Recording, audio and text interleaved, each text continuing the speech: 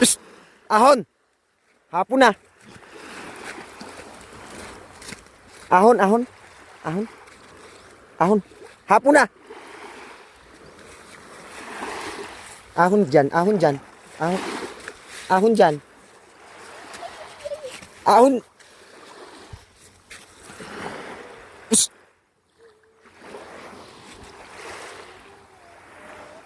Si Mira umahon na. Ayun na oh. Nakatingin. Ahon na. Halika na, halika na. Uwi, uwi, uwi, uwi, uwi, uwi, uwi, uwi, uwi na. Malapit na talaga mag-summer. Kaya mo naman, no? Kalmang-kalma na. Pagdadalawang linggo na ang dagat ay ganito. Siguro nga tapos na talaga yung amihan. Ang hangin ngayon tuwing umaga ay hangin na galing ng silangan. Tapos habang kahapon ay sobrang kalma ng pakalma. Kaya ito, tuwing hapon ganito kapatag ang dagat. Tignan mo naman, no? Ngayon ako bumaba dahil kagagaling ko lang sa trangkaso at namimiss ko talaga magdagat na. Halos 4 na araw na. Tiningnan ko kasi yung bangka ko. Yan. Ito ay yung bangka natin, no? Bagong pintura. Ready na para sa summer kasi yan, no? Grabe, bagong-bago. Pakagaan yan, oh. Napakanipis ng kasko niyan kaya pakabilis sagwanan. Kasya dito ang 3 tao hanggang 4 pa. Malakas kumarga.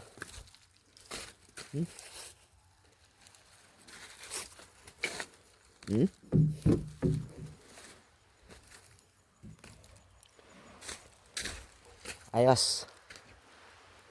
Kagamit-gamitan natin to ngayong kalma. Mga ngawil tayo dyan. Napakaraming isdam pwedeng hulihin dyan. Kawilin, hindi na tayo magagamit ng dimakina.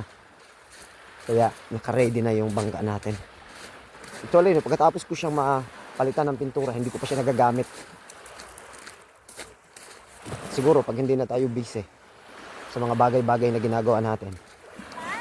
Dahil sa kalma na yan, talagang makakapag-fishing na ulit tayo.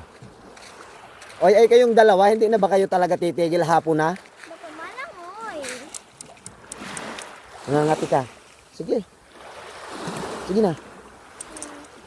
Malangay na ka? Sige na, go.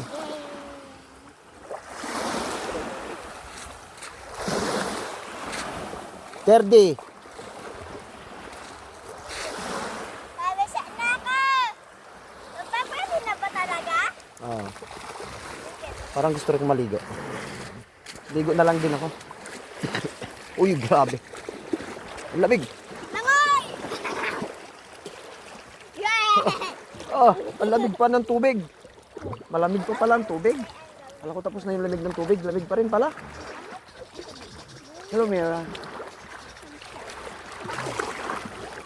Ito, Rottweiler. Ito, Rottweiler. Ito naman, Belgian. Ito, puro mga matatalinong aso ito. Mga turuang aso, mga turuan yan. Ito pong mga aso na yan, hindi ko po yan sinanay na nakakulong at nakatali. Kaya kahit nasa bahay na nakagala lang siya at may mga tao na dumating sa bahay, eh hindi siya nangangagat. Hindi sila nangangagat. Pero siyempre, pag wala sigurong tao at magbiglang dumating doon at nakagala yung mga yan, siguro mangangagat din siguro. Pero kung may tao doon at nandun kami tapos may biglang lumapit, wala, safe. Nagtakbo-takbo lang sila sa karsada. Nag-aala minsan sa mga gubat-gubat.